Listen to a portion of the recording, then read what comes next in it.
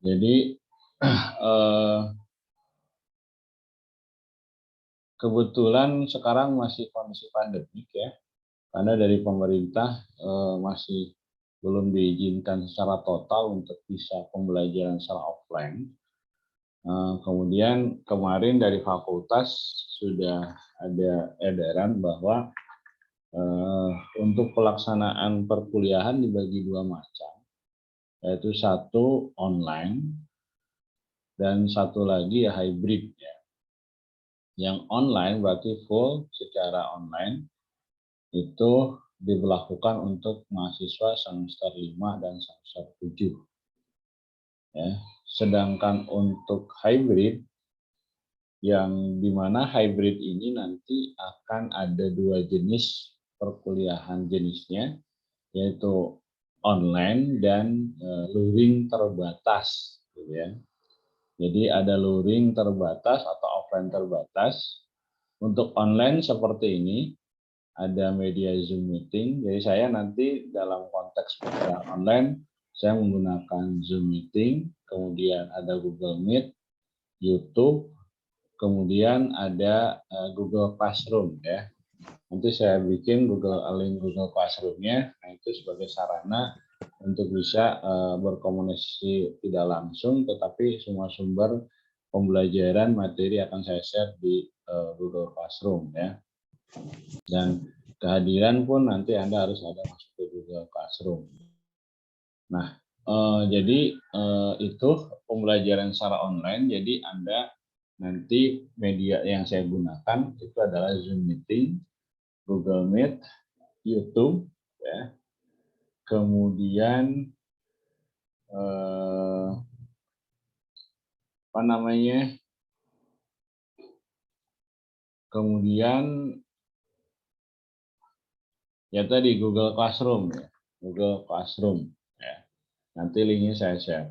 Kemudian untuk sarana komunikasi kalian sudah buat WA group khusus untuk mata kuliah pengantar akuntansi 1 ya.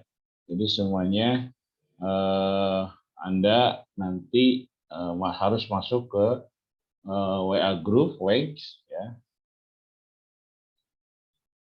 Jangan sampai tidak masuk. Berarti kalau tidak masuk dalam WA group maka atau Google Classroom, maka saya anggap Anda tidak mengikuti atau mengontrak mata kuliah pengantar 1 ini ya. Itu yang harus Anda perhatikan. Kemudian untuk luring offline itu sebenarnya ada jadwal di hari Kamis. Nah, problemnya adalah jadwal pengantar 1 ini di hari Selasa, gitu kan, hari ini, gitu kan. Nah, sedangkan untuk luring, Fakultas Ekonomi Bisnis jurusan akuntansi kebagiannya hari Kamis. Tapi di jadwal emang ada pengantar akuntansi 1 hari Kamis di sesi 1 ya. Di sesi 1 jam 7 sampai jam 8 kalau saya lihat tuh.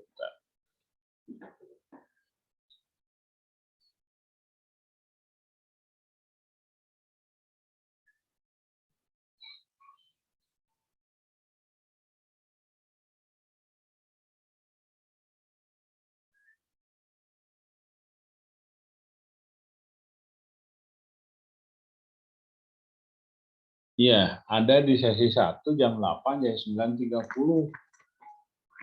Nah, ini sudah ada jadwalnya. Diberlakukan mulai minggu ini, tapi hari Kamis.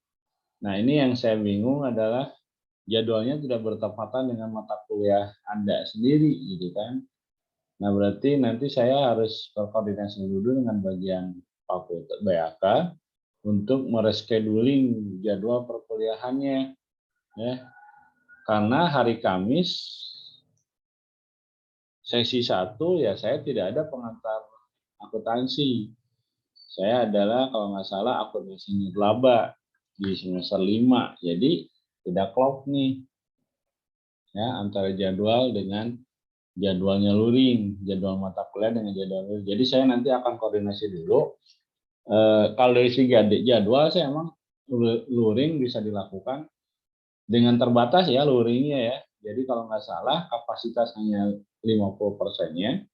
Jadi kalau ini Anda ada 20, 40 orang, jadi yang bisa ke kampus hanya 20 orang.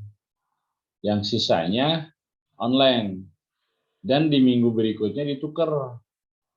Yang tadinya ke kelas, ke kampus, maka di minggu berikutnya online. Yang online masuk lagi kelas. Tapi ini saya juga masih lihat dulu teknisnya seperti apa, karena hari Kamis.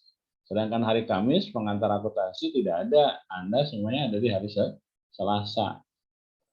Nah, saya pengen nanya, kalau di hari Kamis ada mata kuliah lain nggak di sesi 1? Ada, Pak. Ada, Pak. Mata kuliah apa? Bahasa Indonesia. Bahasa Indonesia. Nah, itu problemnya juga kan. Sedangkan bahasa Indonesia hari Kamis ya, sesi 1. Nanti kan harus di rescheduling kan gitu ya. Nanti kan saya harusnya tukeran tuh jamnya dengan bahasa Indonesia gitu. Tapi nggak tahu nih pengampu bahasa Indonesia siapa. Ini jadi bahasa Indonesia ya, siapa dosennya? Dosen bahasa Indonesia siapa? Di KRS kan Anda ngisi. Siapa dosen bahasa Indonesia nih? Pak Dede Tatang, Pak. Oh, Pak Dede Tatang. Aduh, Ya. ya. Nanti harus koordinasi dulu dengan Pak Dede Tatang untuk bisa tukar jadwal. Ya, tukar jadwal ke Selasa. Sesi 1 ya. Kalau mata kuliah saya ada sih. Saya ada mata kuliah akuntansi nilaba bisa ditukar gitu kan. Cuma problemnya Anda ada juga mata kuliah yang lain ya di hari Kamisnya ya. Kalau kosong mah bisa saja. Tapi nanti saya koordinasikan dulu dengan bagian Kaprodi dan BAK seperti apa teknisnya, karena jadwalnya tidak pas dengan mata kuliah pengantar akuntansi ya. Nah, jadi nanti dalam luring terbatas itu hanya setengahnya dengan protokol ketat, dan waktunya juga hanya setengahnya juga, kalau nggak salah hanya jam 8 sampai 9.30 ya. Jadi anak ke kampus hanya 20 atau 50%-nya, Anda balik lagi ya. Cuma itu sih. Nah, kalau nggak salah di semester 1 dan semester 3 yang bisa hybrid learning itu hanya mata kuliah tertentu. Kalau di akuntansi semester 1 itu adalah pengantar akuntansi 1, yang lain tidak ada. Jadi tidak hybrid, tapi yang lain mata kuliahnya online semua full. Ya. Nah, itu kalau Anda berarti kan hanya pengantar akuntansi 1 yang bisa hybrid. Artinya ada online, ada offline, ya. Nah, ya nanti saya apakah bisa nggak hari ini atau minggu ini Kamis Anda ke kampus atau tidak, ya tergantung dari nanti polanya dengan BAK seperti apa. Karena bertepatan juga dengan kuliah bahasa Indonesia ya. Bahasa Indonesia hari Kamis sesi 1 ya. Iya, Pak. Ya nanti saya komunikasikan dulu dengan BAK-nya, karena yang ngatur jadwal tidak bertepatan ternyata. Oke ya, seperti itu ya. Jadi nanti perkuliahannya Anda harus pahami bahwa untuk semester 1 ini ada hybrid tapi terbatas dan hanya satu mata kuliah yang bisa hybrid, yaitu pengantar akuntansi 1. Yang lainnya adalah semua online full ya. Oke. Ada pertanyaan mengenai teknis perkuliahan dan media yang digunakan?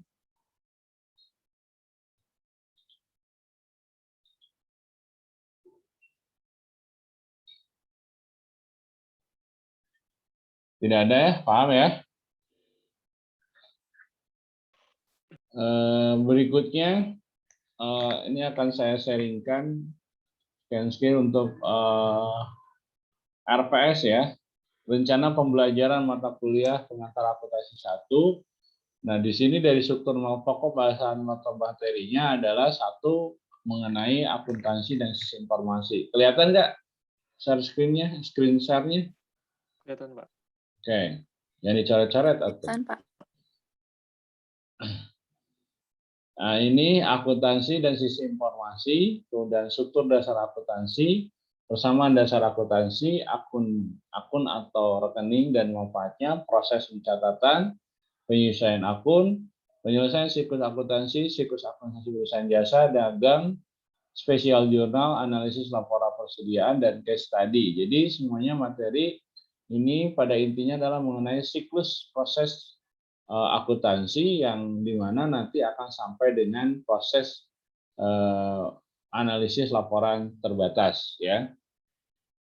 Ini yang harus Anda pahami, yang nantinya CPL-nya atau capaian learning outcome-nya adalah Anda harus bisa di akhir mata kuliah ini membuat sebuah laporan keuangan sederhana untuk proses bisnis, baik itu perusahaan jasa maupun perusahaan dagang, yang terstandar berdasarkan PSAK. Ya, nah itu jadi Anda harus bisa membuat sebuah laporan keuangan dengan siklus yang benar, ya, dari mulai awal proses transaksi sampai dengan pelaporannya. Kemudian untuk referensinya silahkan ada Warren, ada Wigen, ada Rudianto, kemudian ada juga Catur Sasongko. Yang intinya adalah mengenai pengantar akuntansi, konsep dan teknik bagaimana siklus dan laporan akuntansi, laporan keuangan yang sudah berdasarkan IFRS, ya, International Financial Report Standard. Itu yang Anda harus pahami, dan kalau bisa yang sudah update, ya, yang nantinya kemudian nanti saya akan kombinasikan dengan modul praktikum, ya, yang harus Anda kuasai supaya nanti Anda bisa punya modul yang nanti akan menjadi sarana melakukan praktek akuntansi itu sendiri. Kemudian nanti ke depan juga saya akan coba dengan sebuah konsep, mudah-mudahan kejar ya, konsep aplikasi program komputer yang nantinya akan merefleksikan bagaimana siklus akuntansi yang tersistem. Ya. Mudah-mudahan itu akan menjadi sebuah pengalaman dan kompetensi yang nanti akan bisa Anda manfaatkan untuk kompetensi Anda, ya. Nah, ini untuk materinya yang nanti akan kita sama-sama sharing, ya. Kemudian untuk penilaian ini juga harus Anda pahami. Untuk penilaian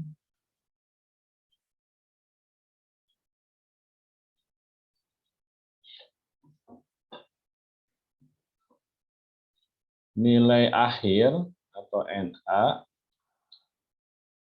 itu didapat dari 1A plus 2B plus 3C plus 4D. Ini dibagi, ya,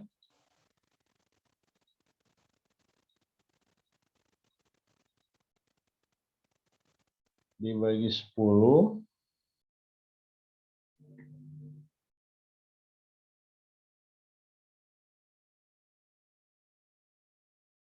dan hasilnya nanti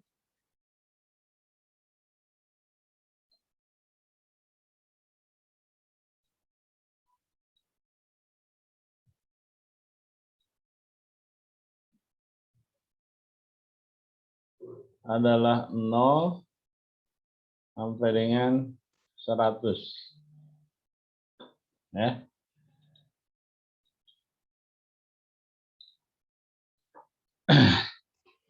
Nanti bobot nilainya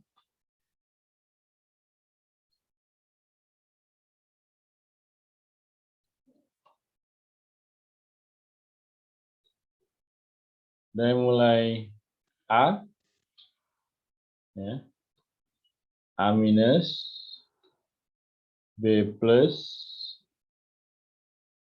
B,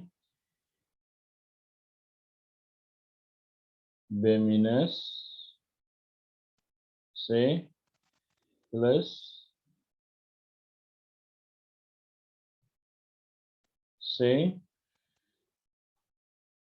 C minus, D, E. Ya. Kelihatan semuanya? Kelihatan, Pak. Ini ya. Jadi, dan ini nilainya adalah 1A plus 2B plus 3C plus 4D dibagi 10 dari 0 sampai 100. Ini bobot nilai A sampai, kalau Anda sudah di sini, Anda dianggap nggak lulus ya. Jadi kalau misalkan Anda nggak lulus, ya otomatis Anda nggak akan dapat nilai. Nilainya cuma D dan E, berarti tidak lulus mata kuliah pengantar akuntansi ini, maka harus diulang. Nah, ulangnya nanti di semester tahun berikutnya, di semester ganjil lagi, atau mengikuti semester pendek. Ya. Ini kalau misalkan tidak lulus, ya sampai kapanpun Anda nggak bisa akan lulus jadi sarjana. Karena satu mata kuliah pun tidak lulus, maka itu Anda tidak berhak untuk mengikuti proses sidang skripsi, kan gitu. Jadi Anda harus paham itu ya. Nah, jadi jangan sampai Anda biarin mata kuliah ini nggak lulus, ya udah ya. Kalau satu aja mata kuliah tidak lulus, maka Anda akan terganjal tidak lulus jadi sarjana, kan? Ya. Nah, nanti untuk mengulangnya itu boleh mengulang di tahun berikutnya, di semester ganjil lagi, berarti nanti Anda ikut bergabung dengan junior Anda nanti, atau melalui semester pendek. Ya. Adapun kategori dari A, ini adalah kehadiran. Bobotnya adalah di sini 10%.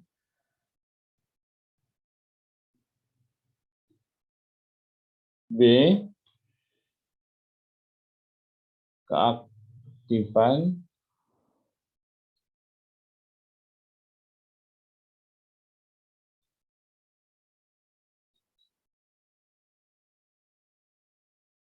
%, C, UTS 30%, D,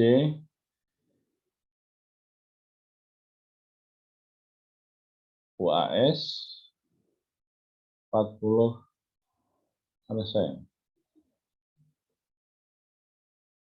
Tapi ini, nah ini untuk bobot A ini adalah kehadiran 10%, tapi ini prasyaratnya.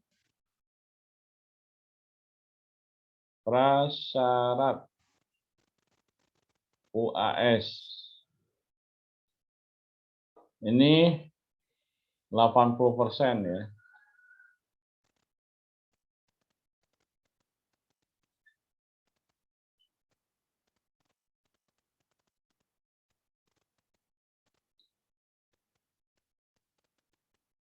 Dari total kehadiran.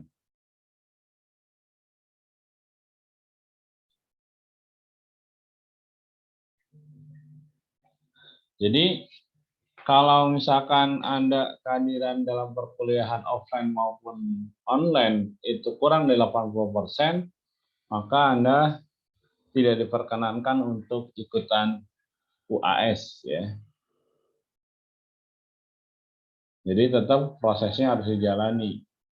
Kalau saya rasa ya nanti 80% dari total keseluruhan 16 kali pertemuan, potong UTS dan UAS berarti 14 kali, ya 80%-nya sekitar 9 atau 10 ya. 10 ada toleransi dua kali berarti ya ketidakhadirannya. Jadi anything ya, dengan apapun ya, dengan alasan apapun ya, sakit ya, kemudian izin, sama, jadi dengan anything alasan apapun itu nanti. Jadi kehadiran menjadi syarat mutlak untuk UAS 0,10%, kemudian keaktifan itu dari tugas ya. Nanti ini tugas dan keaktifan dalam perkuliahan.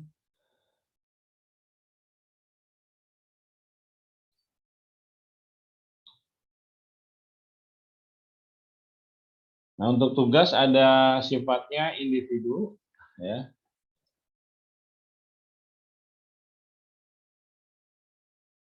Dan ada teamwork atau kelompok ya.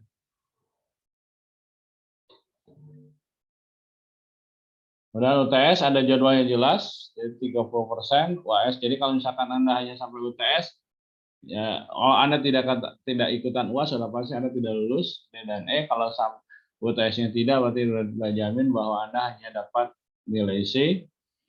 Ya mudah-mudahan keseluruhannya Anda ikuti, maka bisa mendapat nilai maksimal. Ya, ini ya. Dan ini nanti nilai-nilai ini akan terakumulasi ke dalam IV ya. Indeks prestasi setiap semester, kemudian IVK secara kumulatif setiap keseluruhan semester. Nah, ini untuk penilaian dalam konteks mata kuliah dan hampir sama setiap mata kuliah. Dan mudah-mudahan Anda bisa memahaminya ya.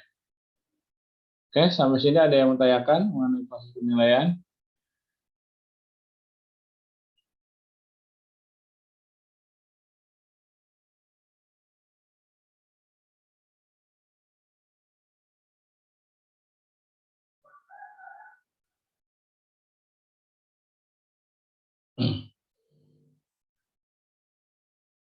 Tidak ada? Oke, kalau tidak ada, saya anggap Anda paham semuanya untuk penilaian dan harus menjalankannya. Mudah-mudahan Anda bisa mengikuti dengan baik.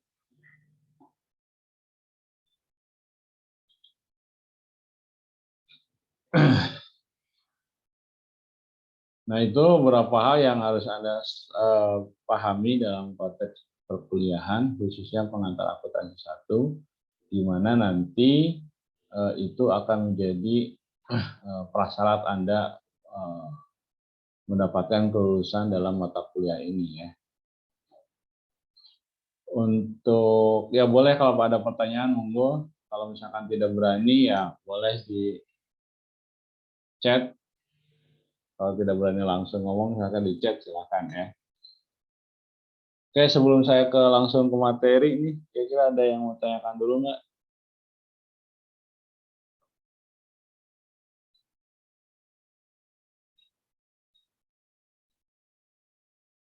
Ada? Atau gini dulu deh, saya lihat dulu perkenalan. Ini saya kayak belum pada kenal ya, harus perkenalan dulu deh. Untuk mahasiswanya, saya udah perkenalan tadi, sekarang mahasiswanya belum. Dan nanti tolong diisi ya oleh perwakilan kelas. Nanti saya share deh di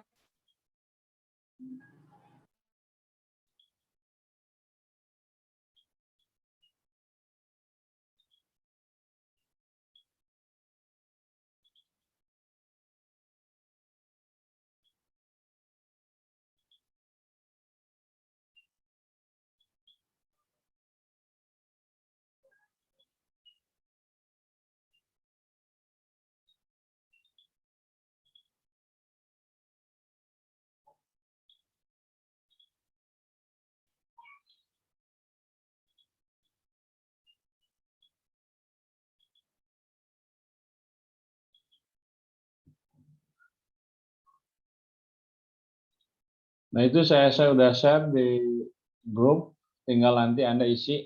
Tapi oleh satu orang aja perwakilan kelas, nama dan NKM-nya ya, untuk nanti proses database di penilaian.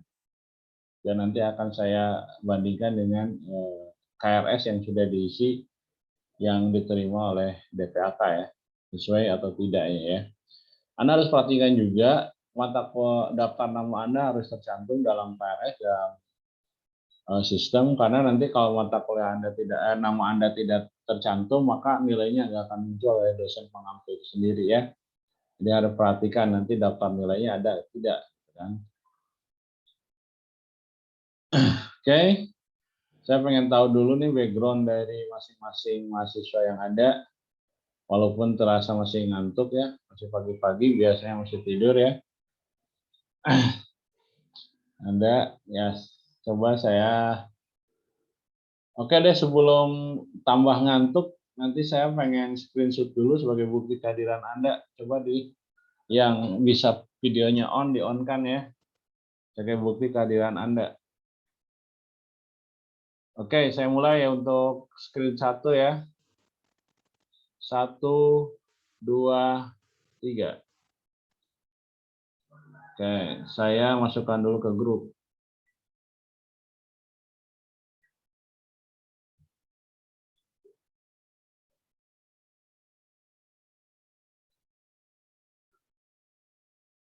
Kemudian yang kedua, screen 2.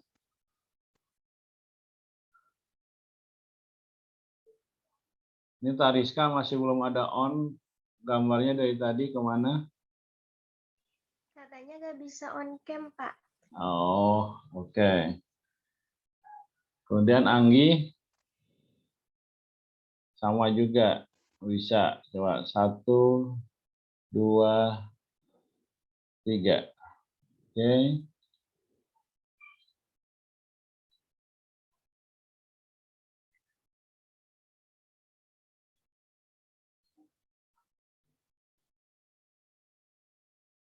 Oke, ini bukti kehadiran tinggal dicek aja ya nanti ya.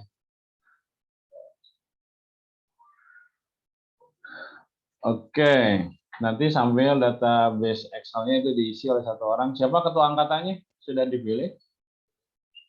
Muti. Oh, Muti ya. Muti nanti tolong diisi tuh nama dan NVM-nya ya. Nama lengkap dan NVM-nya nanti serahkan lagi di grup ya. Di data Excel ya. Iya, Pak. Di web-nya. Oke, perkenalan dulu deh dari mulai ketua angkatan. Muti, mangga.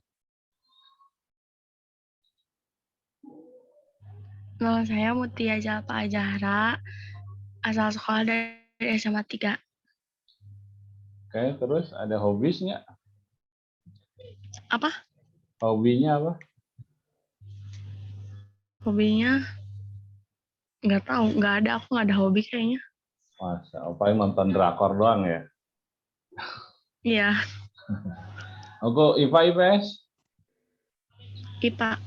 Oh, IPA ke akuntansi. Wah, lumayan nih. Apa namanya? Penyitas ya. Dari IPA ke IPS. Oke, nggak masalah, mudah-mudahan konsistensinya ada dan ya. Oke, berikutnya Anggun Lutfiah Aulia.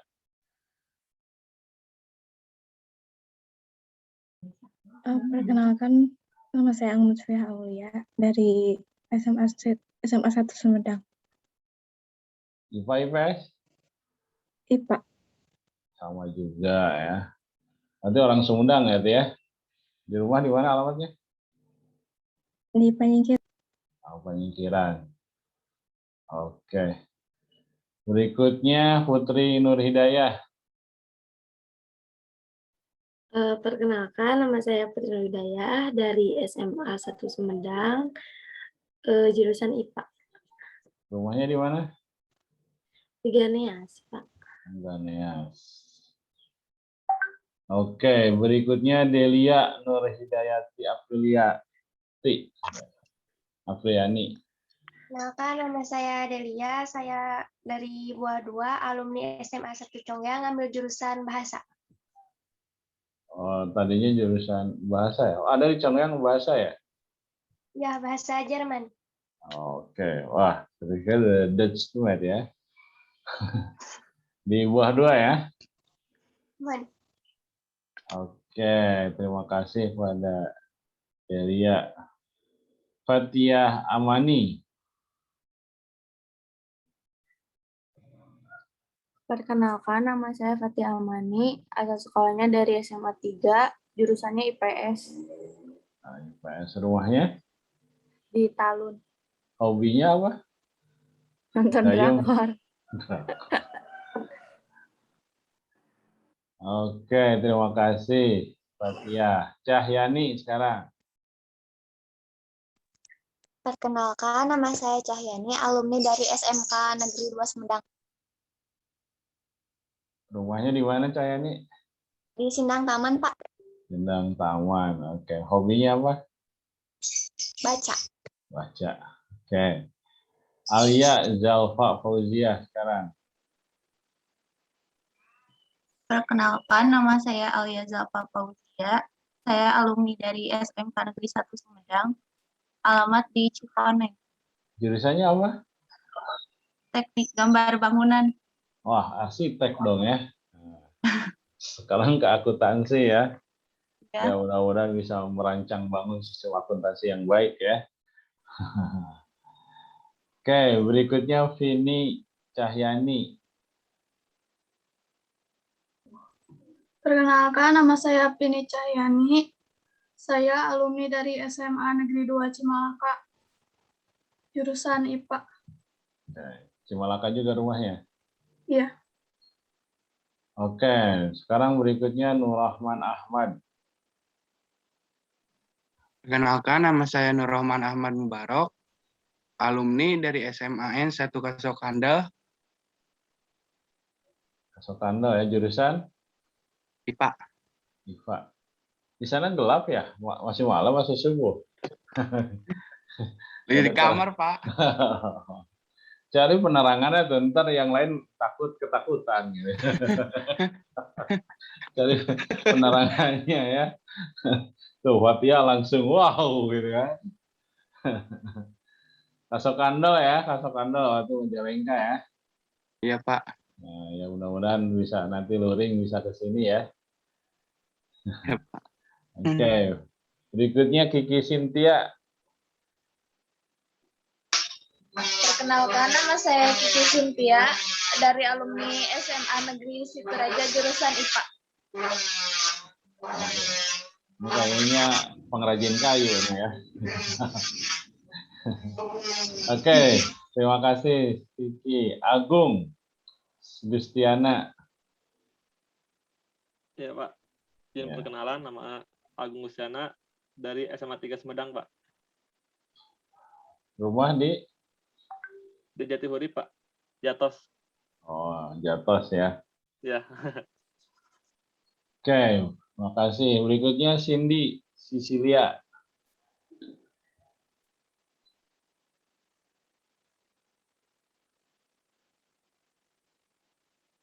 Cindy, on dulu dong itunya, audionya Cindy.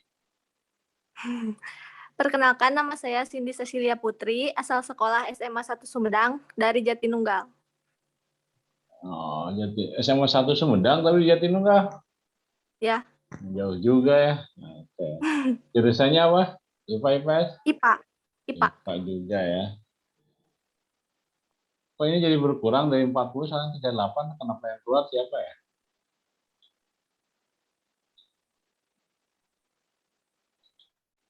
Oke.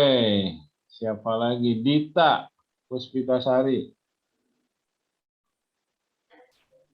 Perkenalkan, nama saya Dita Puspitasari, asal sekolah SMA 1 Sumedang. Saya dari Jatinunggal, Pak. Sama juga. Jatinunggal. IPA juga, IPS? IPA, Pak. Oke. Jatinunggalnya Banjarsari bukan? Bukan, Jatinunggalnya yang dekat kecamatan. Oh, iya. Kecamatan. Tarikolot berarti ya? Bukan juga, Pak. Tarikolot sebelum kecamatan. Oh iya. Oke, Jatinunggalnya berarti ya. Meli Cynthia berikutnya. Perkenalkan, nama saya Meli Cynthia, asal sekolahnya MAN 12 Jakarta, jurusan IPS. Wah, dari Dayeuh nih, ibu kota ya. IPS ya, dari MAN ya. MAN-nya MAN di mana? Daerah mana? MAN-nya daerah mana? Jakartanya? Jakarta Barat. Jakarta Barat. Iya. Oke, berikutnya Salsabila Siti Anissa. Perkenalkan, nama saya Salsabila Siti Anissa, asal sekolah SMA Negeri 2 Sumedang, jurusan IPA. IPA ya. Rumah di Sumedang juga? Ya, di Padasuka, Pak. Oke, berikutnya Reja Nur Fajar. Perkenalkan, nama saya Reja Nur Fajar dari Dharma Raja, asal sekolah SMK Inovasi Mandiri. Dharma Raja juga ya? Ya, Pak. Oke, SMK mudah-mudahan bisa ikuti ya. Kiki Cynthia udah?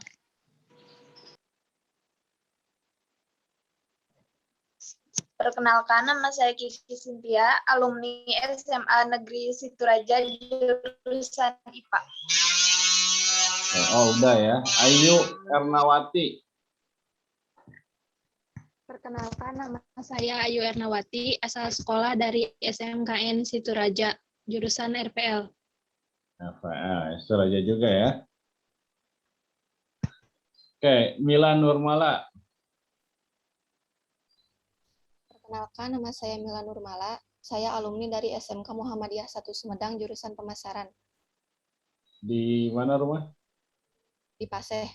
Paseh, pemasaran ya, oke lah, ada jurusan. Oke. Berikutnya Aik Rostika Permata Putri. Perkenalkan, nama saya Aik Rustika Permata Putri dari SMA Negeri Dharma Raja, jurusan IPA. IPA ya, Dharma Raja juga ya. Kartika Restiani.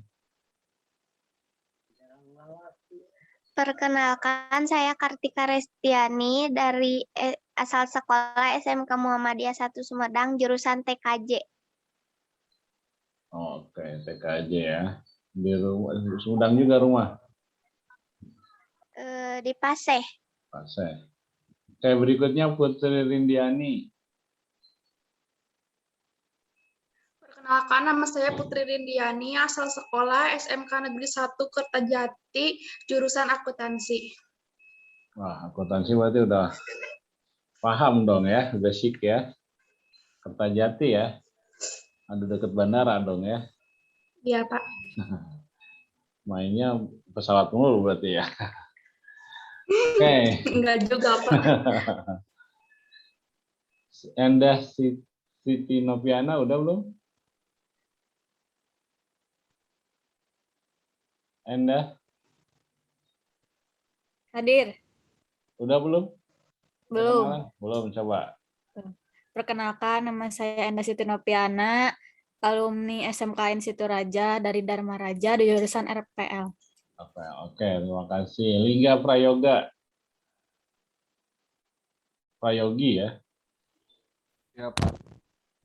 Perkenalkan, nama saya Lingga Prayogi dari SMA Wahid Hasim Tebu Ireng, jurusan IPA. Tebu Ireng, Cirebon? Atau Jawa Timur? Jombang, Jawa Timur. Oh, Jombang ya. Oke, terima kasih. Yoga Imas Yuni Nur Azizah.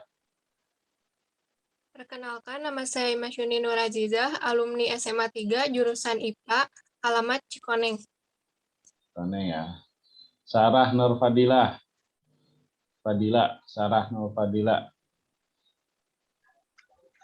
Ya, izin perkenalan, nama Syara Nur Fadila dari Dharma Raja, alumni SMKN 1 Sumedang, jurusan RPL. Oke.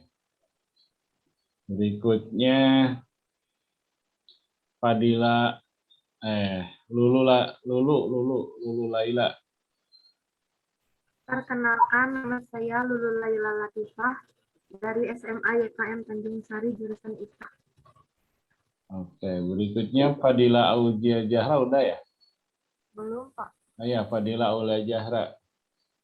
Nama saya Fadila Jahra, asal sekolah dari jurusan IPA. IPA ya.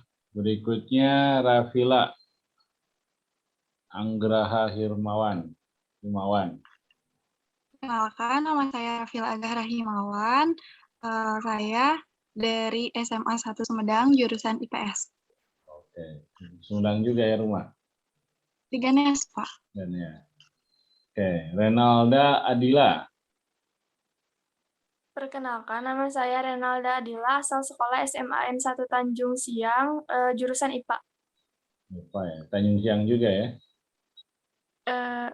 Ya. Rumahnya ya. Rizky Gumelar. Perkenalkan, nama saya Rizky Gumelar. Saya alumni dari SMK Negeri 1 Sumedang. Nah, di Paseh rumah? Di Paseh rumahnya? Cimalaka. Oh, Cimalaka. Ya.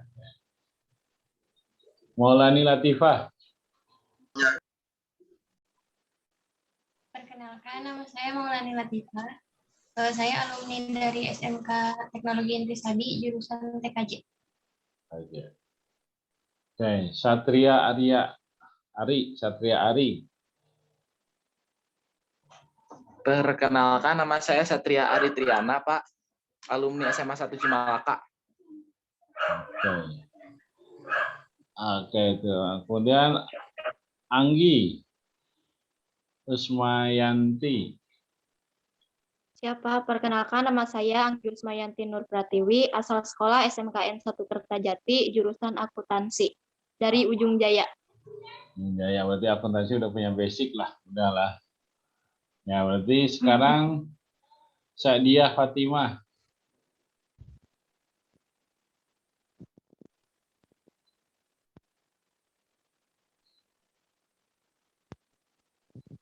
Ayo Sadiah, ada nggak?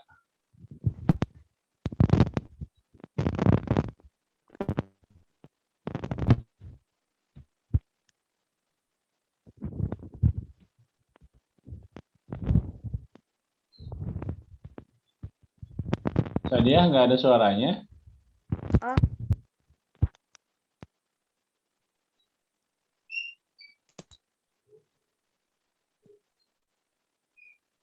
Jelek kali Pak jaringannya Pak. Oh, ada barusan belum bersuara aja. Saya dapat jaringan. Terputus, coba ulangi Sadiah.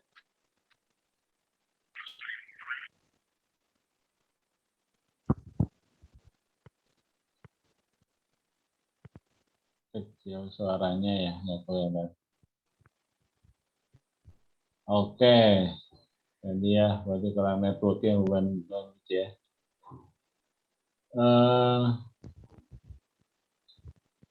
Siapa yang belum coba?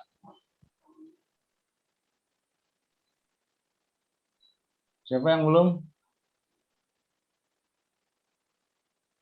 Cindy udah? Udah ya. Cindy Sisilia udah. Putri Nur Hidayah udah belum? Udah, Bapak. Oke, udah semua ini yang belum siapa? Imas udah? Udah. Anggi udah. Satria udah. Maulani udah. Yunita Kristina? Ya, Pak. Hadir. Coba Yunita, perkenalan. Pak, maaf Pak, sebelumnya nggak on cam gara-gara mau vaksin. Lagi Ya, jalan. Coba namanya. Perkenalkan, nama saya Yunita Kristina. Dari SMK Negeri 2, jurusan akuntansi. Alamat di Pasar. Oke. Pasar juga. Tariska, coba Tariska.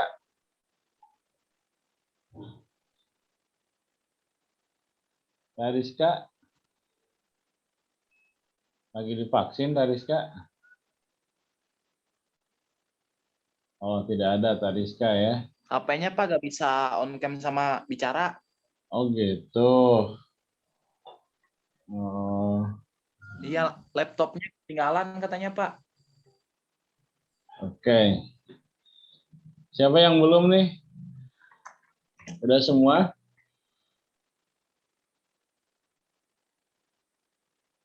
Udah ya? Udah semua ya? Yang hadir udah semua ya? Walaupun di sini nambah lagi ya. Siapa yang belum? Ada yang belum? Udah semua berarti ya? Oke, kita mulai ke perkuliahan ya, ke materi.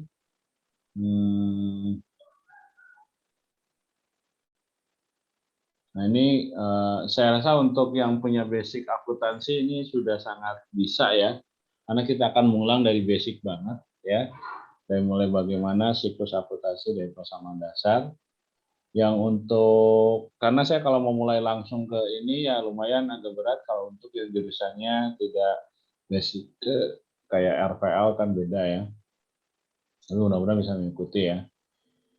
Oke, ya ini overview dulu mengenai apa sih akuntansi ya. Nah kita lihat.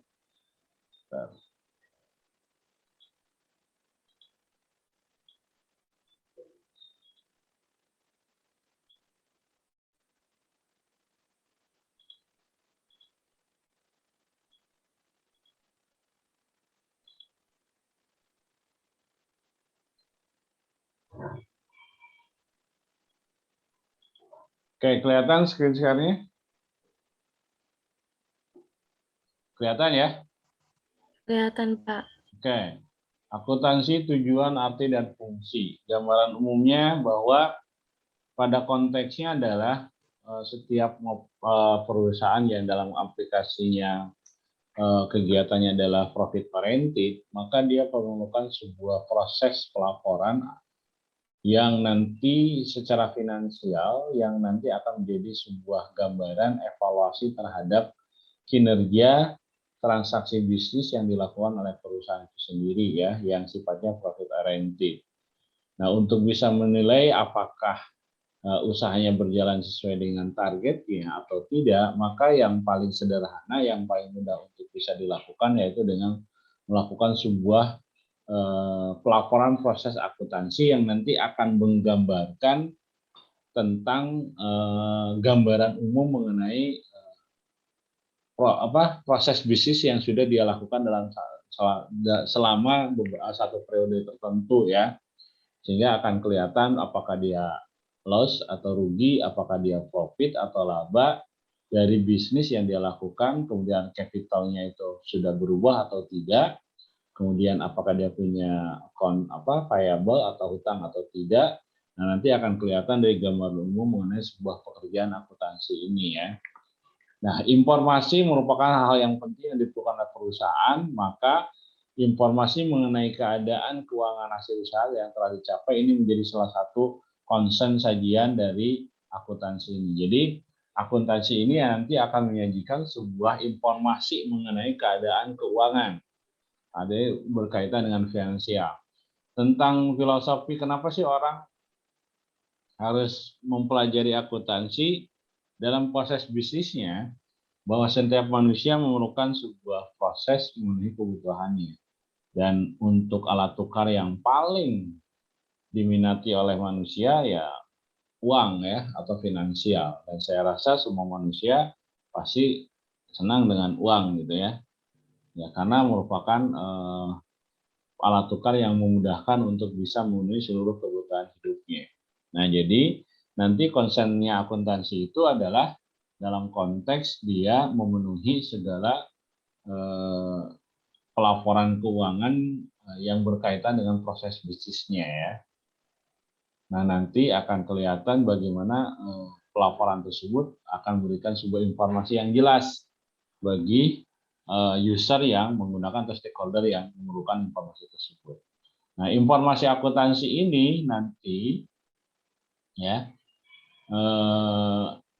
akan bisa memperlihatkan gambaran tentang konsep atau tentang capaian bisnis yang telah dilakukan, yang telah dijalani selama satu periode tertentu oleh perusahaan itu sendiri, sehingga nanti akan tergambarkan bagaimana proses bisnisnya itu. Ya.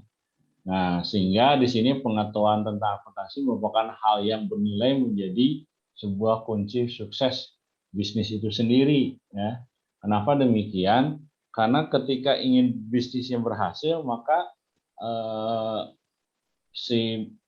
manajemen bisnis itu sendiri harus juga mempunyai pengetahuan tentang akuntansi ini yang nanti akan memberikan gambaran tentang keberhasilan bisnisnya dalam bidang finansial.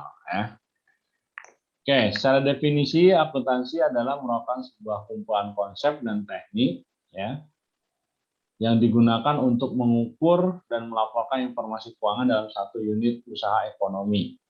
Informasi akuntansi sangat potensial untuk dilaporkan oleh pihak yang membutuhkan. Siapa stakeholder-nya? Adalah manajer perusahaan, owner, ya, pemilik, kreditor, pemerintah, analis keuangan, dan karyawan. Nah, kenapa mereka sangat memerlukan? Ya tadi tergantung dari kepentingannya masing-masing, ya.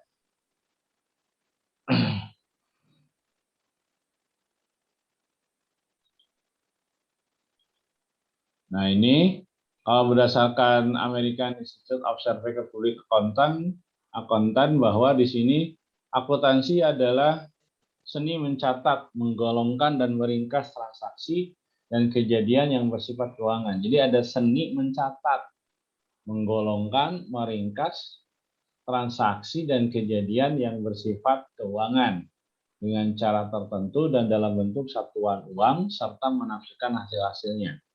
Dari definisi tersebut, maka ada 3 aspek penting dalam definisi akuntansi ini. Satu adalah akuntansi adalah sebuah proses. Proses apa? Tadi kan seni mencatat, menggolongkan, dan peringkasan transaksi.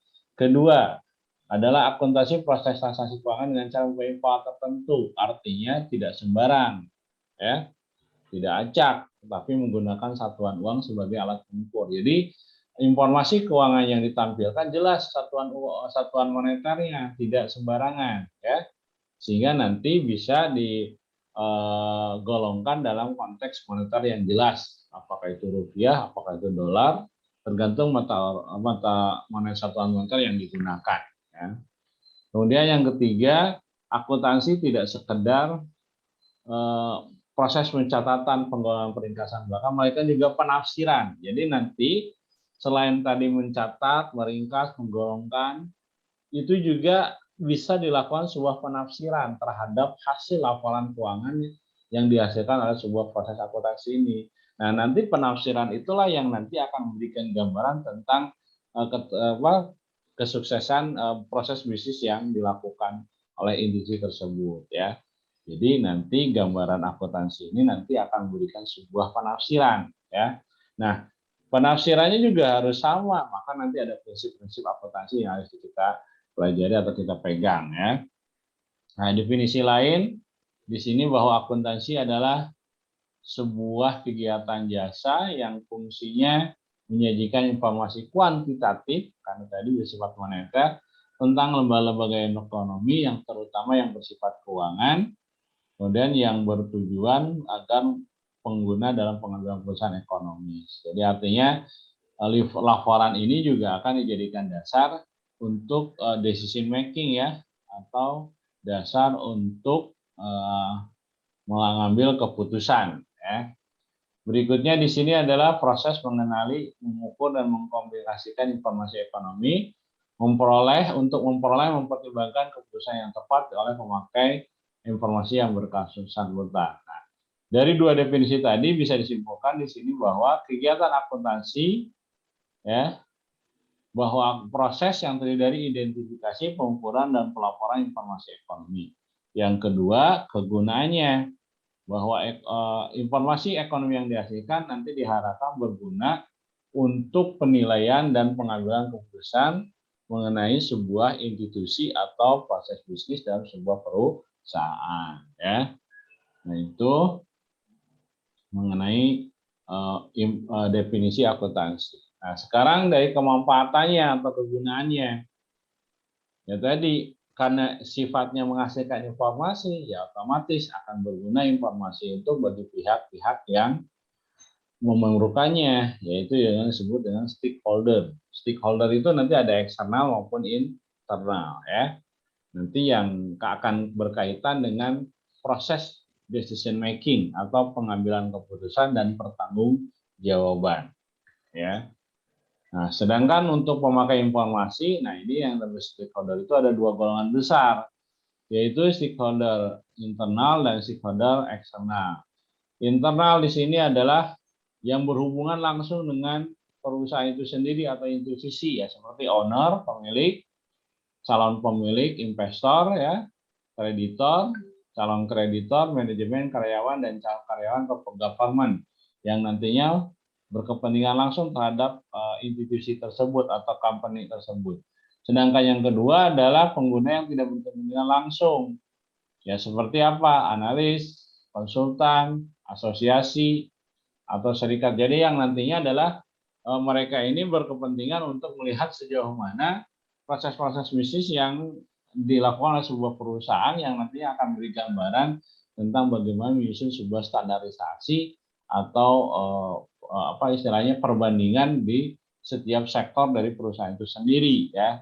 Karena nanti kan di dalam proses bisnis akan sangat banyak proses bisnis tertentu jenis-jenisnya. Company itu apakah dia bergerak di sektor kehutanan kah, pertambangan, tekstil, teknologi, informasi, misalkan transportasi, atau misalkan jasa, itu sangat-sangat beragam. Nah, itu nanti akan sangat berguna bagi para analis untuk membuat sebuah penggolongan atau standarisasi tertentu dalam sebuah proses bisnis. Ya. Nah, ini udah jelas untuk tadi, untuk owner jelas tadi adalah untuk bisa melihat apakah perusahaan yang dia punya itu bisa menghasilkan atau tidak, sehingga dia bisa memberikan gambaran atau mempunyai gambaran tentang proses bisnisnya, kelanjutannya, sehingga nanti dia bisa ambil keputusan bahwa kapital yang dia tanamkan apakah akan terus dia tanamkan atau mau dia tarik kayak gitu ya. Kenapa? Karena tadi ketika dia tanamkan tidak menghasilkan juga akan berisiko terhadap hilangnya kapital. Ya. Kalau misalkan menghasilkan, oke, berarti kan akan menambah capital itu sendiri ya. Kreditor tujuannya untuk menilai institusi ini adalah apakah layak tidak diberi kredit atau tidak ya. Nah, nanti ada data-data tentang likuiditas, rentabilitas, dan solvabilitas. Manajemen adalah sebagai pertanggungjawaban kelangsungan bisnisnya, kelangsungan hidupnya, atau kelangsungan hidup perusahaan.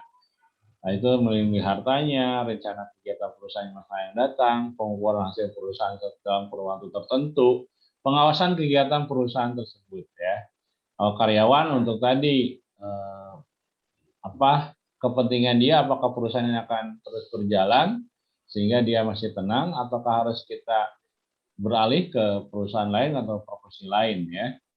Government kaitannya dengan tadi tax, regulasi, dan mungkin juga penetapan regulasi yang berkaitan dengan UMR, tenaga kerja, atau apapun ya, ataupun penetapan kebijakan tertentu bidang ekonomi yang nantinya akan berkaitan dengan proses bisnis yang akan dilakukan oleh sebuah perusahaan. Nah, pekerjaan apa saja sih dalam konteks akuntansi ini? Nah, di sini bidangnya adalah akuntansi, tapi orangnya adalah akuntan, ya.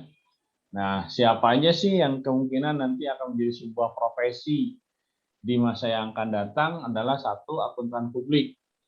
Akuntan publik ini nanti adalah akuntan independen yang memberikan jasa-jasa atas dasar pembayaran tertentu, yang nantinya memberikan jasa pemeriksaan audit, jasa tax service atau konsultan, atau juga accounting service ya, jasa akuntansinya. Nah, akuntan publik ini kalau di Indonesia itu harus tersertifikasi ya. Kalau nggak salah CA, Chartered Accountant. Ya. Nah, kalau misalkan dia Chartered Accountant tersertifikasi, maka ya dia berhak untuk menjadi sebuah akuntan publik yang nantinya lumayan akan sangat besar benefitnya bagi akuntan tersebut, khususnya dalam memenuhi kebutuhan hidupnya. Bahkan di kalangan tertentu banyak sekali bahwa akuntan ini nanti akan menjadi sebuah profesi yang sangat menggiurkan ya. Kemudian ada akuntan manajemen, di sini adalah yang bekerja di perusahaan atau organisasi yang tugasnya menyusun sistem akuntansi. Nah, ini kalau di sini akuntan publik sifatnya adalah dia eksternal. Kalau ini akuntan manajemen adalah merupakan internal, yang itu merupakan bagian dari sebuah perusahaan itu sendiri atau institusi. Ya. Jadi nanti akuntan manajemen ini nanti akan menjadi sebuah bagian dalam penyusunan proses akuntansi perusahaan sehingga menghasilkan sebuah laporan keuangan dan juga menjadi sebuah pemeriksaan internal. Akuntan pemerintah, nah, siapa? Itu bekerja pada sektor-sektor government, di mana mereka itu ya jelas tersertifikasi dan merupakan mungkin ASN ya, karena mereka itu jelas diangkat oleh pemerintah dan biasanya mereka terlingkup dalam BPKP, BPK atau DJV ya. Nah, itu BPK itu Badan Pemeriksa Keuangan Pemerintah, Badan Pengawas Keuangan ya, BPK itu. Ya. Akan sangat besar ya peran-peran mereka dalam konteks mengawasi keuangan negara. Nah, akuntan pendidik, nah ini adalah akuntan yang bertugas dalam pendidikan akuntansi yang mengajar, menyusun kurikulum dan akuntansi yang mengundang penelitian. Ya, seperti saya ini, berarti kan saya adalah akuntan pendidik, tapi juga saya berprofesi juga sebagai akuntan publik ya. Walaupun saya konsentrasinya di akuntansi perpajakan. Ya lumayan harus bersertifikat ya. Kebetulan saya sertifikatnya baru Privat A dan B untuk pajak, kemudian akuntansi dasar yang mudah-mudahan nanti akan juga memberikan dampak bagi kompetensi Anda ya. Ke depan kalau Anda ingin berproses ini ya, apalagi akuntan publik ya lumayan ya. CA, Chartered Akuntan gitu kan. Jadi kerjaannya hanya 1 tahun itu hanya paling banyak 6 bulan, tapi bisa liburan 6 bulannya kan gitu ya. Jadi tidak mesti harus kerja terus ya. Nah oke, bidang akuntansinya di sini ada akuntansi umum dan keuangan, general accounting dan financial accounting. Ini berarti kan, nah ini yang nanti kita akan pelajari adalah akuntansi umum kenal itu ya. Bagaimana bidang ini mencakup fungsi-fungsi catatan serta menyusun laporan keuangan. Nah nanti ini prosesnya akan kita pelajari sama-sama ya mengenai accounting, general accounting dan financial accounting ini. Ya. Kemudian ada juga cost accounting atau akuntansi biaya yang nanti membidangi khusus dalam mencatat, menganalisis, kemudian mengawasi, melaporkan kepada manajemen persoalan tentang produksi atau production atau cost production ya. Ya nanti ini mencakup khusus bagaimana mengumpulkan biaya-biaya produksi ya, sehingga nanti akan bisa menentukan cost of goods sold-nya atau harga pokok penjualannya atau harga pokok produksinya, cost of production-nya. Nah nanti juga ini akuntansi biaya ini juga akan ada khusus mata kuliahnya, kalau nggak salah di semester 4 atau 5 ya, khusus akuntansi biaya ini yang nanti ada mata kuliah tertentu. Kemudian akuntansi government atau governmental accounting adalah ya tadi akuntansi yang khusus di lembaga-lembaga government. Nah, di mana standarisasinya pasti dikeluarkan oleh government mulai undang-undang atau peraturan pemerintah ya.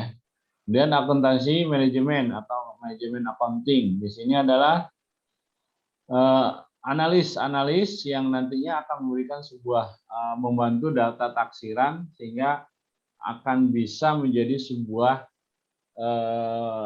penyiapan informasi dasar dalam pengambilan keputusan. Di sini accounting management itu lebih ke arah bagaimana mengelola ya sebuah sistem akuntansi yang nantinya akan memberikan sebuah informasi kepada para pemangku jabatan atau para pengambil keputusan untuk mengambil keputusan strategis apa yang harus dilakukan ketika tadi dasarnya dari laporan-laporan yang dihasilkan oleh accounting management ya. Akuntan pemeriksa atau auditing, ini auditor-auditor yang nantinya akan menjadi SDM yang nanti akan memeriksa ya. Jadi bebas dia auditor ini unsur-unsur kelayakan dari sebuah atau kewajaran dari sebuah laporan keuangan yang dihasilkan oleh sebuah perusahaan. Nah, dia kerjanya tadi memeriksa kelayakannya, benar nggak nih sistemnya, benar nggak nilai yang dihasilkannya, sudah sesuai nggak dengan standar baku yang disyaratkan dalam sebuah pedomannya. Nah, itu nanti auditing atau audit ya. Nanti juga akan dipelajari di semester berapa audit khusus audit 1 dan audit 2. Nah, kemudian berikutnya akuntansi lembaga nirlaba atau non-profit oriented atau non-profit motive organization. Jadi di sini adalah akuntansi yang membahas tentang permasalahan dari institusi yang sifatnya non-bisnis, ya, tidak mencari laba seperti yayasan, lembaga keagamaan, lembaga amal, lembaga pendidikan, Saya seperti misalkan Dompet Duafa, Baznas, kemudian apa ya, Yayasan Foundation misalkan. Yang intinya adalah dia lebih mengutamakan pada kegiatan-kegiatan sosial kemasyarakatan, ya, dan benar-benar tidak mencari keuntungan, ya. Ini ada. Nah, sekarang juga ada nanti mata kuliahnya mengenai akuntansi lembaga nirlaba. Nah, kalau untuk pendidikan akuntansi ini, akuntan ini disebut dengan gelar profesional kepada sarjana yang telah menempuh pendidikan di akuntansi bisnis, jurusan akuntansi atau universitas, nanti yang telah lulus profesional. Nanti kalau Anda berminat untuk bisa dapat pendidik akuntansi, ya ini ada yang namanya pendidikan profesi akuntansi nanti ya. Kalau mau terus diteruskan PPAK, ya. Jadi nanti Anda punya gelar AK akuntan, ya, akuntan pendidik, ya. Ada ketentuannya berdasarkan undang-undang. Walaupun ini sudah dirubah dengan peraturan dari IAI, ya, Ikatan Akuntan Indonesia.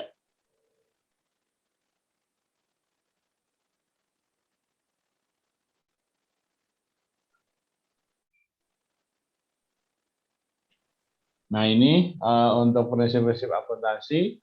Laporan keuangan diolah dari ratusan ribu transaksi dengan cara sistematis suatu dasar tertentu. Dasarnya dinamakan dengan prinsip akuntansi atau yang lazim, General Accepted Accounting Principle. Ya. Nanti apa saja prinsipnya nanti akan menjadi bagian dari pembelajaran. Oke, sampai sini ada yang mau tanyakan dulu nggak? Alhamdulillah jelas, Pak. Oke.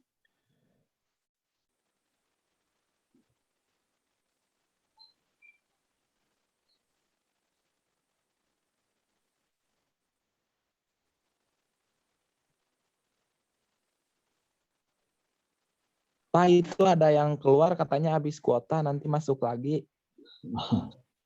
Ya, nggak masalah. Ya, lumayan Zoom ya. Nanti kita coba yang lain juga ya. Ya, nanti Anda alami dulu apakah. Nanti saya coba dengan yang lain, aplikasinya apakah Zoom lebih efektif, apakah Google Meet, apakah Google Classroom.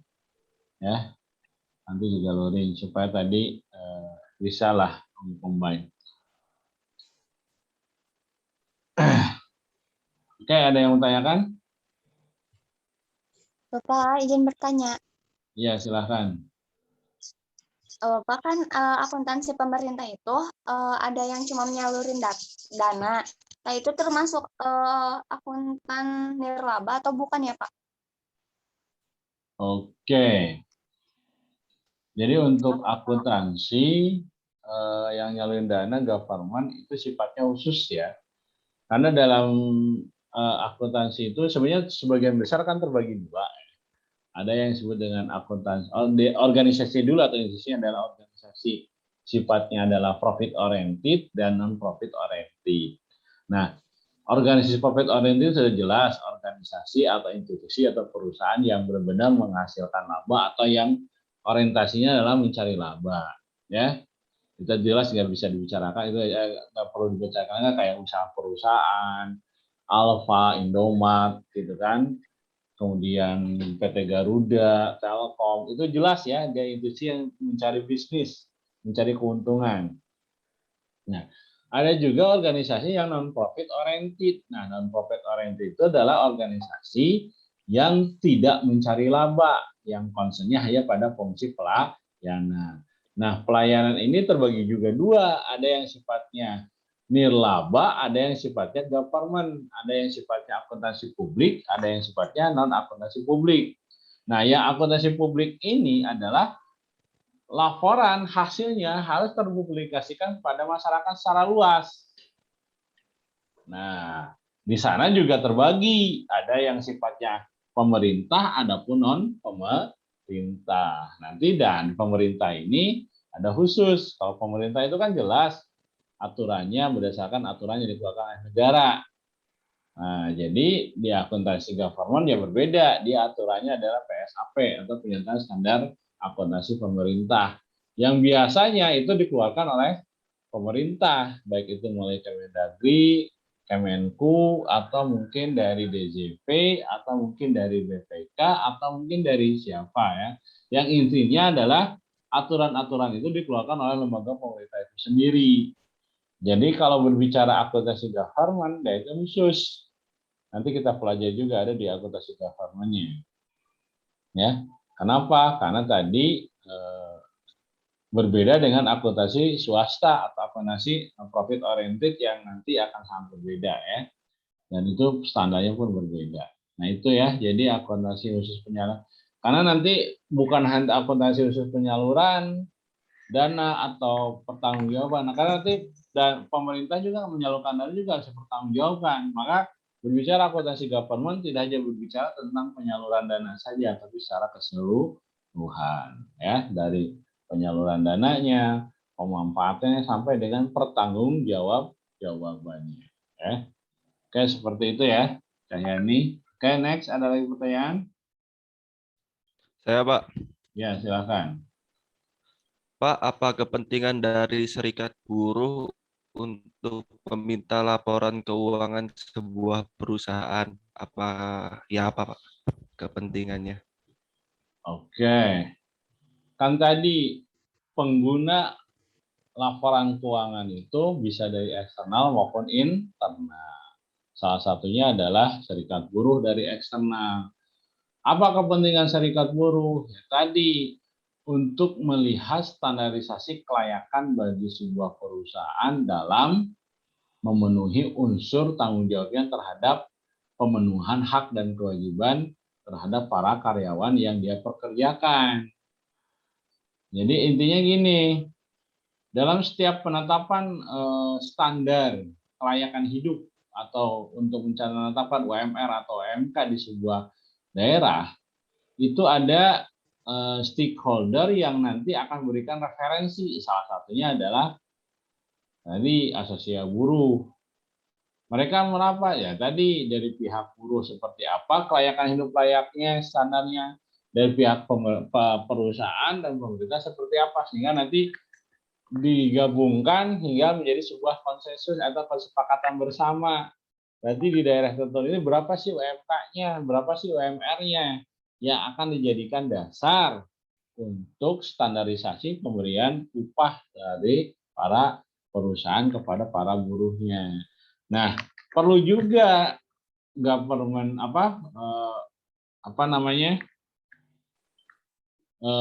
buruh memenuhi mengetahui laporan keuangan sebuah perusahaan tadi untuk melihat juga sejauh mana perusahaan memenuhi unsur kewajibannya.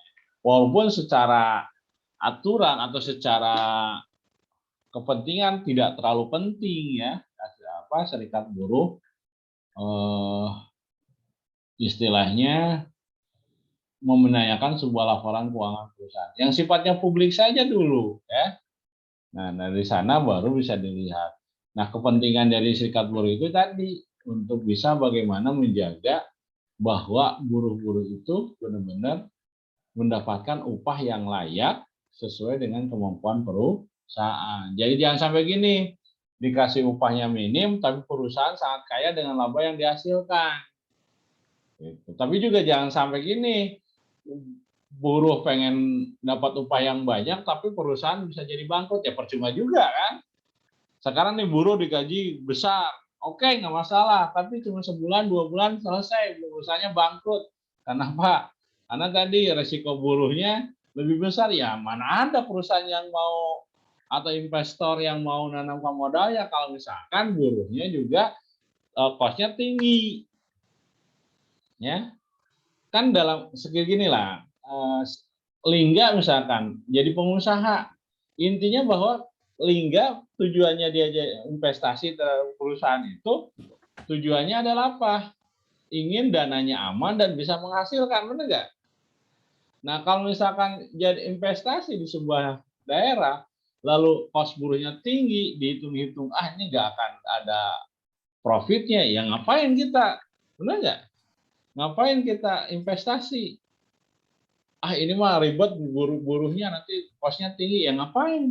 Itu juga akan sangat berpengaruh terhadap iklim investasi. Ya. Seperti sekarang yang terjadi Karawang. Karawang ini UMR-nya lebih tinggi dibandingkan Jakarta. Ya. Akhirnya apa? Akhirnya perusahaan tidak jadi investasi di Karawang. Kenapa? Karena buruhnya besar.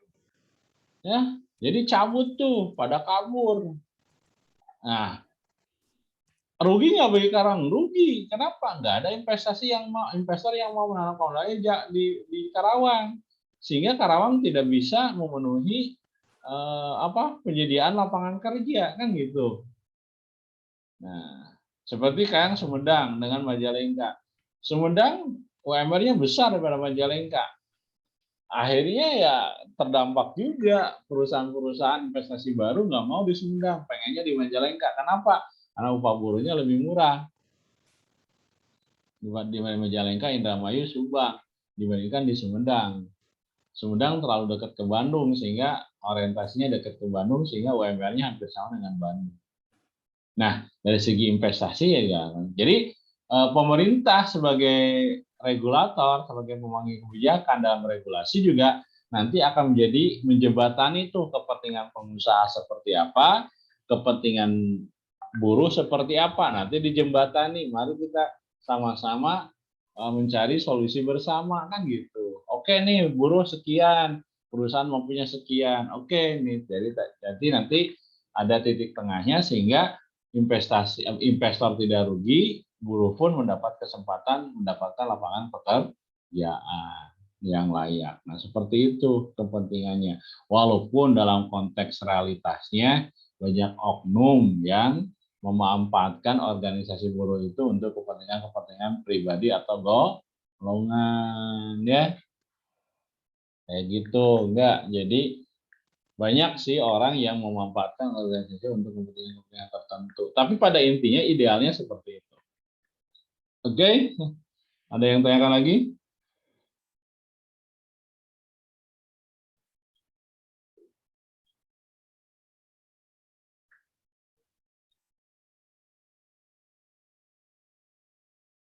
Ya, ada yang tanyakan?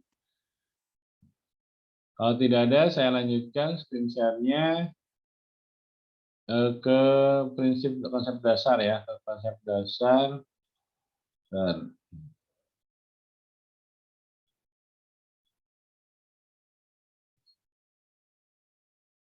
Asumsi dan prinsip dasar akuntansi ya.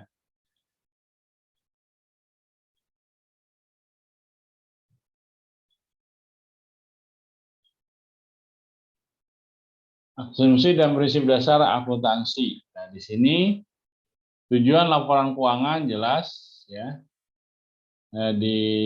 Menurut SFAC, Statement of Financial Accounting, bahwa berguna bagi informasi. Jadi pelaporan keuangan yang disajikan, informasi tersebut berguna bagi investor, kreditor, ya, yang potensial dan pemakaian lainnya membuat perusahaan untuk investasi, pemberian kredit dan perusahaan lainnya.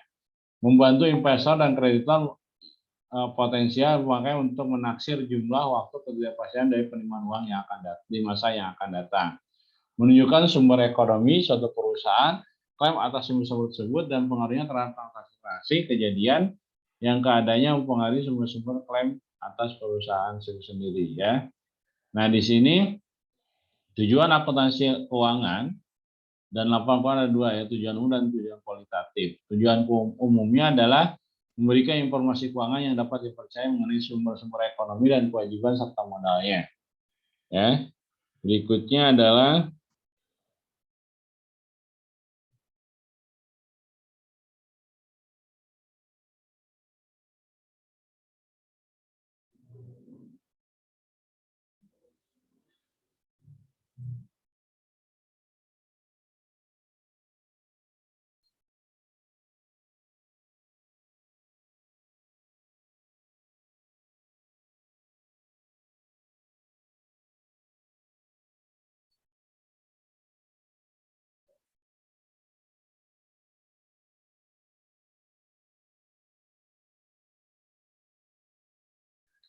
nah ini informasi-informasi ini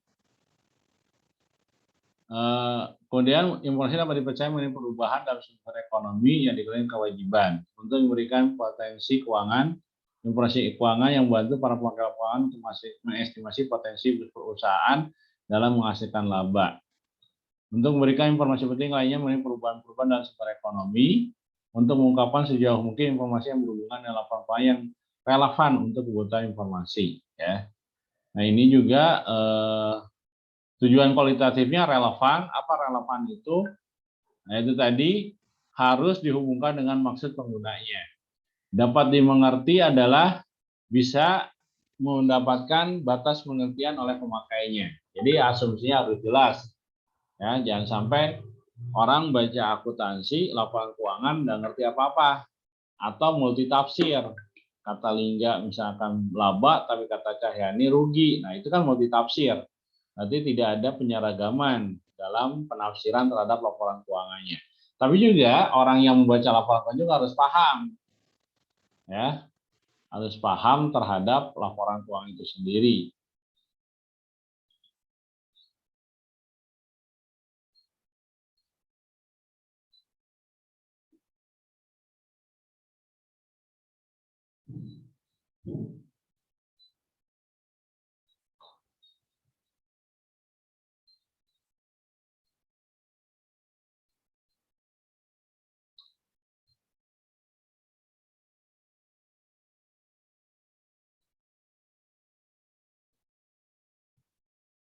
Oke, berikutnya lagi.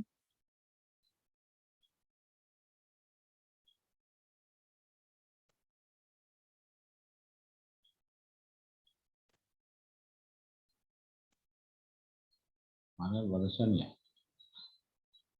Oke. Nah ini, jadi relevan, dapat dimengerti, daya uji, netral, tepat waktu. Nah ini juga, artinya netral itu benar-benar harus sesuai dengan realitasnya. Ya. Kadang sekarang itu banyak konsep yang banyak laporan keuangan, oh ini terbagi versinya. Ini versi internal, ini versi untuk negara, ini versi untuk kreditor, kan gitu ya. Nah itu sebenarnya jangan buat tidak seperti itu. Laporan keuangan yang satu, gitu ya. Ya, tersesuai dengan keadaan yang sebenarnya. Tepat waktu.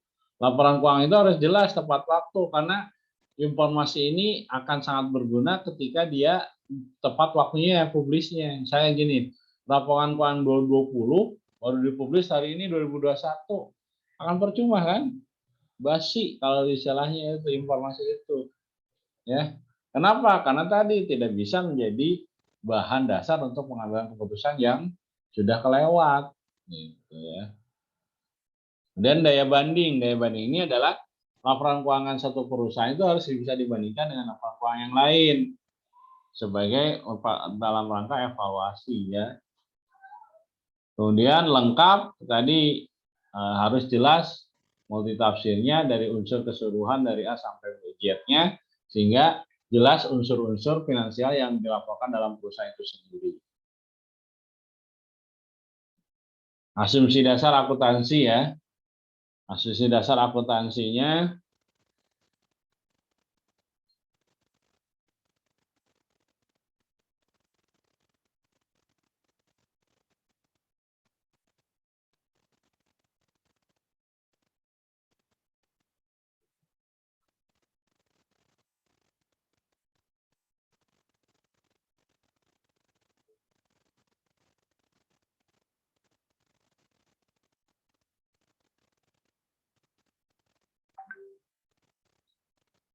nah ini asumsi dasarnya ada 10 asumsi dasar.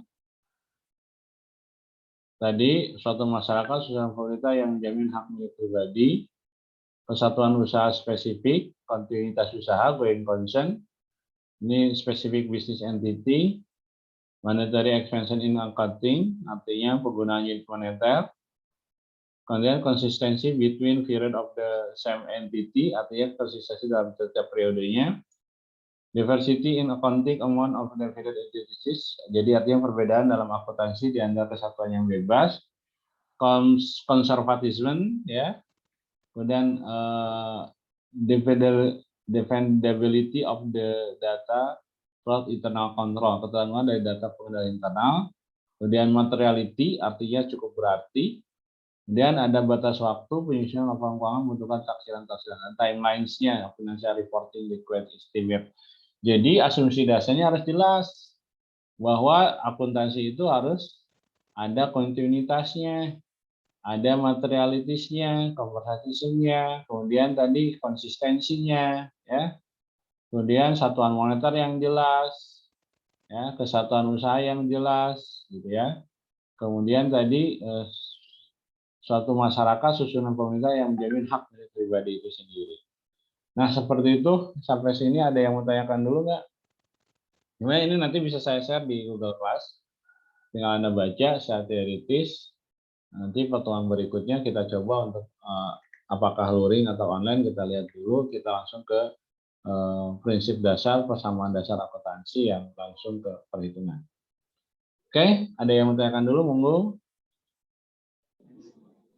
Mau nanya, Ya, silakan. misalnya jika kan laporan keuangan itu harus real, terus kalau misalnya akuntan itu sendiri nggak real gitu nulis laporan keuangan, itu apa akibatnya? Terus apa emang ada nggak sih akuntan profesional tuh yang kayak salah gitu? Maksudnya salah dalam mencatat laporan keuangannya? Makasih. Oke. Pada intinya akuntan adalah manusia. Pada intinya akuntan itu manusia, sistem itu juga dibuat oleh manusia. Ada kalanya ada laporan juga yang salah dilakukan. Contoh gini, sistem, ya tadi manusia adalah tempatnya salah dan hilaf. Tapi intinya manusia berusaha untuk mengurangi atau meminimalisir setiap errornya atau kesalahannya. Ya. Jadi akuntansi ini adalah tujuannya adalah meminimalisir kesalahan-kesalahan yang dibuat oleh manusia itu sendiri. Walaupun pada kenyataannya masih ada salah, minimal tidak terlalu banyak salahnya, kan gitu. Apalagi akuntansi yang berbicara finansial. Satu angka aja akan mempengaruhi, contohnya. Ya, 1000 dengan 100. Kalau nolnya 1 beda, 1 bagaimana? Anda nyatat 1 juta, tapi Anda nulis nolnya 5. Kira-kira dampak nggak?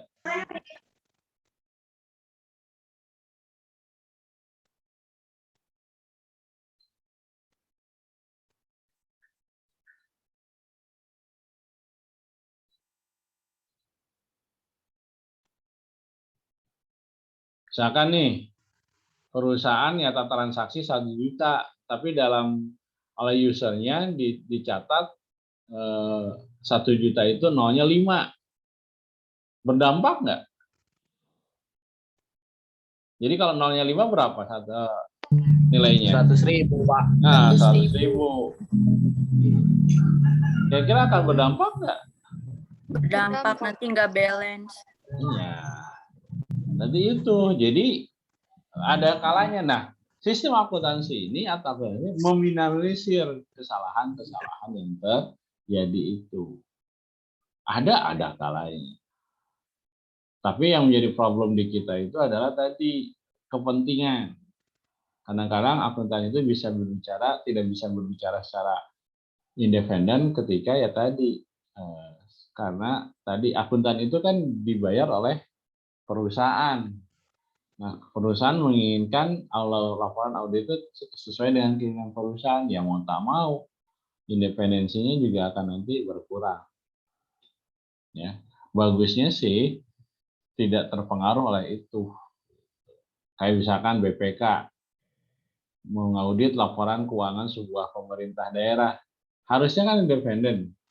Tidak, tapi ya kan kadang-kadang banyak kepentingan, banyak apa ya. Tapi intinya kita adalah mengajarkan independensi dan transparansi yang jelas sesuai dengan ketentuan. Jadi jangan sampai kita sebagai pelaku-pelaku yang nanti akan menjadi seorang akuntan harus memegang kuat prinsip dasar tentang independensi dan kejujuran. Karena keberhasilan dari SDM yang mampu untuk memegang peranan-peranan itu adalah tadi tidak lepas dari konteks integritas, independensi, dan kejujuran. Trust yang itulah yang nanti akan sangat berdampak terhadap pengakuan terhadap SDM itu sendiri. Ya, nah itu karena akuntansi itu ada di mana-mana, tapi sedikit. Kenapa demikian? Karena yang memegang akuntansi adalah orang-orang pilihan. Orang-orang yang integritasnya sudah teruji, orang-orang yang dipercaya sama perusahaan, orang-orang yang benar-benar loyalitasnya diakui oleh perusahaan. Benar nggak? Rumah sakit, perawat banyak, dokter banyak, tapi orang akuntansinya akan banyak nggak? Akan sedikit. Kenapa? Karena orang-orang yang memegang laporan keuangan atau finansial itu adalah orang-orang yang benar-benar dipercaya oleh manajemen, kan gitu ya. Orang-orang yang terbukti integritasnya, orang-orang yang dipercaya loyalitasnya di perusahaan. Misalkan coba lihat ke Indosat, atau misalkan PT Garuda, pramugari pilot banyak, tapi orang pentingnya akan sangat sedikit. Kenapa? Karena tidak terbatas kan. Nah, makanya di sanalah orang-orang pilihan tersebut. Anda jangan khawatir, akuntansi itu ada di mana-mana. Mana sih yang nggak ada yang berkaitan dengan finansial? Benar nggak? Mau klinik, mau perusahaan swasta, mau perusahaan pemerintah, mau pemerintahan, mau sekolah, mau yayasan, intinya tetap memegang peranan keuangan finansial kan? Nah, di sanalah akuntansi berperan. Tetapi tidak banyak orang yang dipercaya, hanya orang-orang tertentu yang benar-benar dipercaya untuk memegang peranan tersebut. Benar nggak? Nah, itu yang harus Anda pegang. Nah, sekarang tinggal ini, Anda mau nggak menjadi orang-orang pilihan tersebut kan? Ya, berarti kan kuasai ilmunya, kemudian perkuat integritasnya, independensinya, dan bangun kepercayaannya kan gitu. Ya, orang pintar banyak, tapi orang-orang yang dipercaya akan sangat sedikit kan gitu. Nah, itu yang harus Anda pahami. Oke, ada lagi pertanyaan? Kalau tidak ada, saya rasa cukup untuk hari ini. Nanti ada informasi lagi untuk minggu depan, apakah hari Kamis ini ada program atau tidak. Nanti saya share di webnya ya. Oke, kalau tidak ada pertanyaan lagi, saya tutup. Ada lagi pertanyaan? Yang offline, Pak. Ya, nanti setelah saya komunikasi dulu dengan BAK-nya ya, dengan fakultas yang sebenarnya teknisnya. Nanti saya informasikan di WEG ya. Ya. Oke, terima kasih Pak. Ya, terima kasih. Kalau tidak ada pertanyaan lagi, sudah saya tutup untuk hari ini. Terima kasih atas perhatiannya. Mohon maaf atas segala kesalahannya. Wassalamualaikum warahmatullahi wabarakatuh. Waalaikumsalam warahmatullahi wabarakatuh. Waalaikumsalam warahmatullahi wabarakatuh.